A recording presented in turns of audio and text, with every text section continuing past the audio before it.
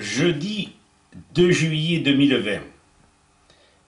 La vidéo s'intitule Sénat, impact sanitaire sur la 5G. C'est une table ronde relative aux impacts sanitaires et environnementaux de la 5G. C'est une commission de l'aménagement du territoire et du développement durable du mercredi 1er juillet 2020.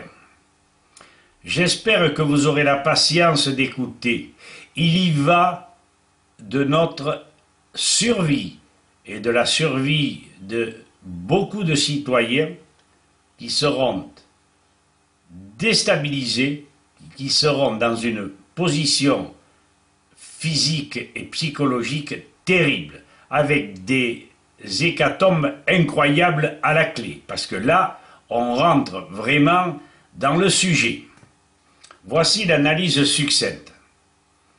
Des 16 personnes présentes à cette table ronde, pas un seul représentant du monde médical, pas d'experts indépendants en physique et biologie, notamment chez les sénateurs, qui sont composés d'administrateurs, d'architectes, de professeurs, d'agriculteurs. C'est une honte. Des gens qui ne sont pas du tout au courant de ces choses-là et qui vont impacter sur notre santé, sur une hécatombe terrible, je le répète.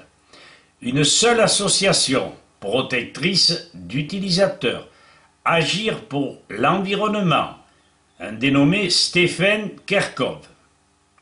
Quant aux études de l'impact sanitaire et environnemental, il ne serait connu qu'en début de l'année 2021, d'après Olivier Merkel, qui est chef de l'unité liée aux agents physiques, Agence nationale de sécurité sanitaire. Attendre que des milliers de citoyens soient atteints gravement par la diffusion de ces ondes sans qu'il n'y ait eu aucune étude préalable. Mais c'est un véritable meurtre.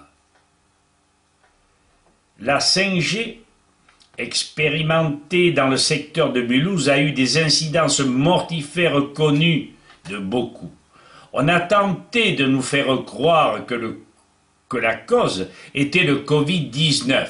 Or, les 50 autopsies effectuées à Bergame et Milan, régions fournies en 5G, démontrent bien qu'il y a eu coagulation intravasculaire disséminée. En somme, les thromboses, formation de caillots de sang, et que le soi-disant virus n'y était pour rien.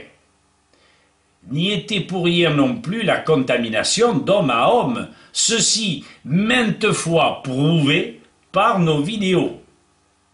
Là, la cause n'était pas un aliment virus, mais les fréquences. Tout gouvernement, professionnel de santé aurait alors recherché l'agent causal qui ne devrait être que l'influence néfaste des ondes électromagnétiques propagées par la 5G. Pourquoi alors maintenir le calendrier des enchères d'attribution du réseau des infrastructures de la 5G au mois de décembre 2020 ? La Convention citoyenne avait demandé un moratoire sur la 5G. Chacun peut répondre aisément à cette précipitation. Seul le profit des opérateurs met en sommeil d'indispensables études qui neutraliseraient la venue d'une nouvelle pandémie, cette fois bien plus mortifère que celle du mois de mars 2020. Évidemment, avec toutes les incommodités, les citoyens étant retenus à la maison et l'économie en prenant un sacré choc. sans pour autant diminuer la pandémie, puisque c'est bien la 5G qui est responsable, et nous sommes certains de ce que nous avançons.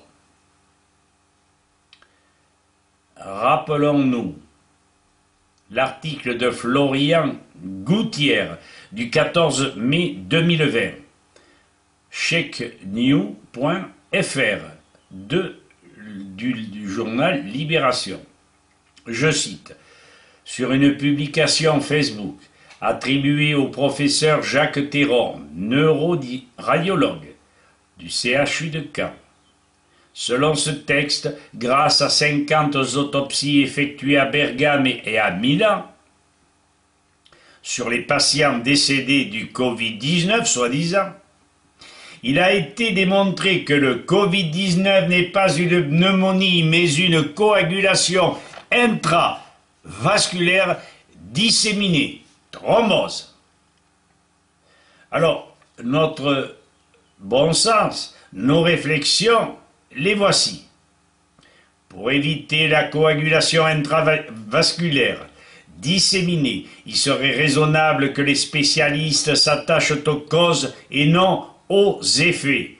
Cette coagulation, CIVD, coagulation intravasculaire disséminée, étrange, est démystifiée par cette vidéo que je vous montre, d'une part, et d'autre part, vous la retrouverez en en-tête de la vidéo que vous visionnerez.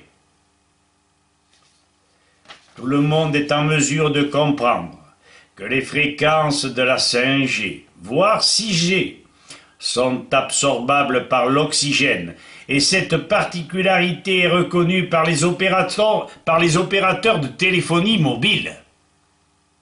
En pleine zone d'action des ondes électromagnétiques dans un secteur donné, dit couloir de la mort au pluriel, les rotations des molécules sont telles qu'il est impossible à l'hémoglobine d'assimiler l'oxygène et de le distribuer au reste du corps.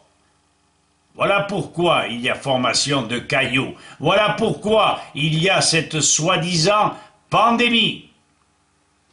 Cette information provient du livre anglais intitulé Magnetobiology, Underlying Physical Problem de Vladimir N, comme Narcisse, Bini, B-I-N-H-I. Tels sont apparemment les problèmes physico-biologiques qu'entraîne l'emploi de ces ondes, sans qu'aucune étude sérieuse n'ait été effectuée. C'est simplement une honte, c'est un crime contre l'humanité.